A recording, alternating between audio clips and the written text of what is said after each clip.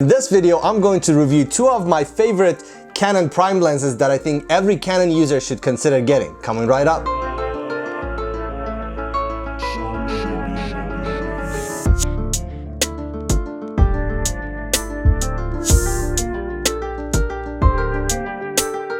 What's up everybody, my name is Sean, welcome to my tech channel. If this is the first time you're stopping by and you enjoy tech content like this, you may want to hit that subscribe button and turn on the notification so you won't miss my future videos. If you're a return subscriber, thank you so much for all your support. And remember, as always, if you enjoyed this video and you want to support my channel, don't forget to hit that like button. In this video, I wanted to share my thoughts about my two favorite Canon Prime lenses that I use on a daily and weekly basis, whether for photography or shooting YouTube videos. Now, this is really not a comparison because yes, they have some similarities, but they're two different lenses, obviously. This is really more of sharing the pros and cons and why I highly recommend these two lenses for anyone who has a Canon lens and is on a low budget and want to get some sharp glass. First lens is a 50mm 1.8 and the second one is a 35mm 2.0.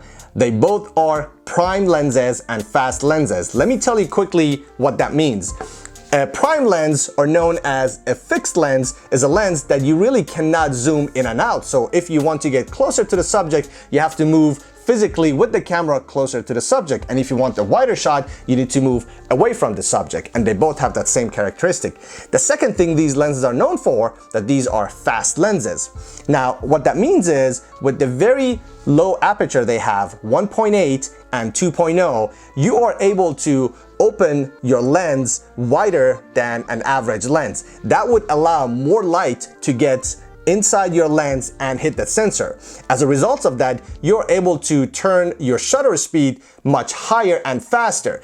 Therefore, they're known for fast lenses. You can shoot at a higher shutter speed and you still capture good quality image at the light that you have. The other benefit of having a fast lens is because you're able to open your aperture much wider, you're able to let a lot more light in, which means you can potentially capture better quality images at lower light without turning your ISO sensitivity to higher than necessary. So the first lens is a 50mm 1.8 known for 50 nifty. This thing is really light and tiny. It only weighs 5.6 ounces.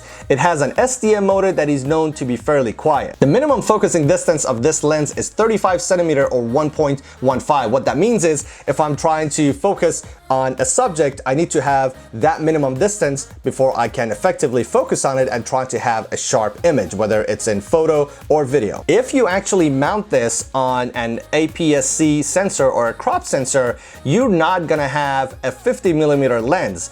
Remember, if you use a crop sensor, your effective focal length would be multiplied by 1.6. So a 50mm on my Canon 80D or 90D essentially would act as an 80mm lens. Now, the other benefit of having a fast lens is to be able to get a very nice blurred background, or known as bokeh.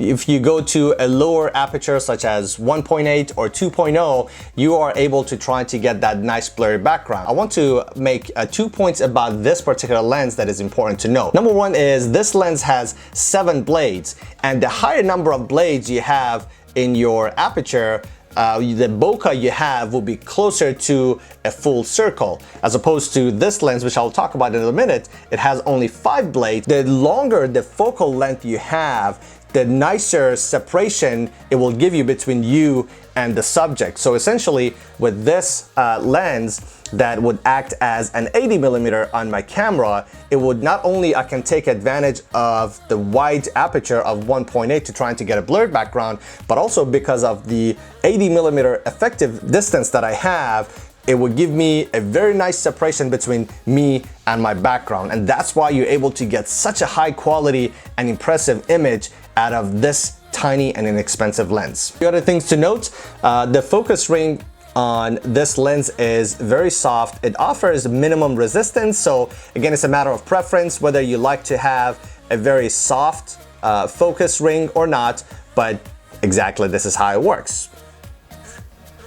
This does not offer image stabilization in the lens, and the last thing to know is this does not offer any weather sealing. Now, Canon lenses, they're typically known to be very high quality lenses, so technically as long as you don't have this in very harsh weather and in direct rain, you should be fine. But in theory, it's important to know this does not have any weather seal, so you just need to be mindful if you're trying to use this in some unusual weather condition, dusty, sandy, or stormy. And the second lens is the 35mm 2.0 lens. This weighs 11.8 ounces. While it's about double the weight of the 50 nifty, it is still a very light lens. This lens is $600 and sometimes you might be able to get it on sale for about $550. Now, why is this significantly more expensive than a $125 lens? This has a built-in image stabilization built in to the lens and is very effective. So when you have this on, whether you have any image stabilization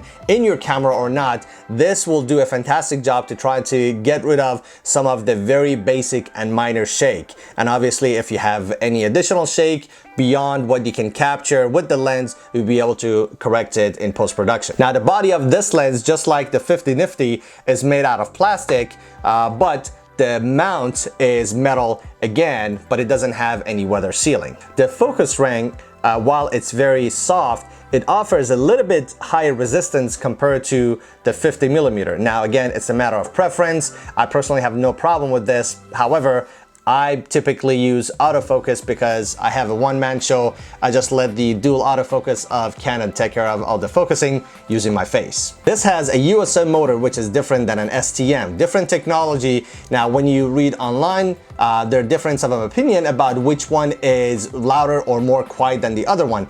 Personally, I don't notice any differences, but technically, they say that STM motor can be a little bit quieter than a USM motor. Minimum focusing distance of this lens is only 24 centimeter, which is better than the 35 centimeter this lens has, which means you can essentially get a little bit closer to your subject to be able to focus on it and get a sharp image. Now remember, the 35mm focal length that this lens offers, you would only get it when you mount it on a full frame camera such as a 1DX or a Canon 5D.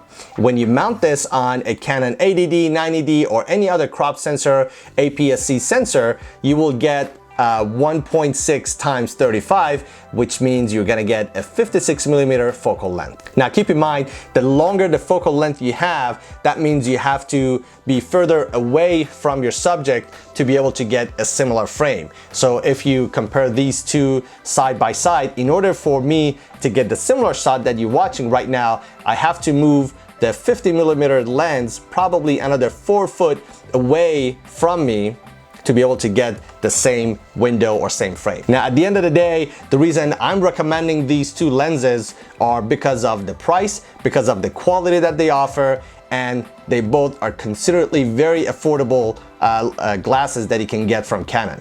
Comment down below, let me know, do you currently own a Canon? Are you thinking about getting one? And if you do, what type of lenses are you using or are you thinking about getting? As always, if you have any questions, ask me down below. I will do the best to try to answer every single one of your questions. Thanks for watching, and I will see you in the next one.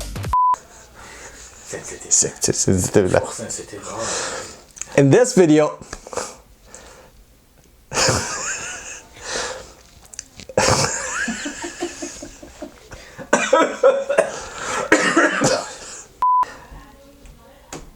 صداها بالا رو همه رو داره میگیره.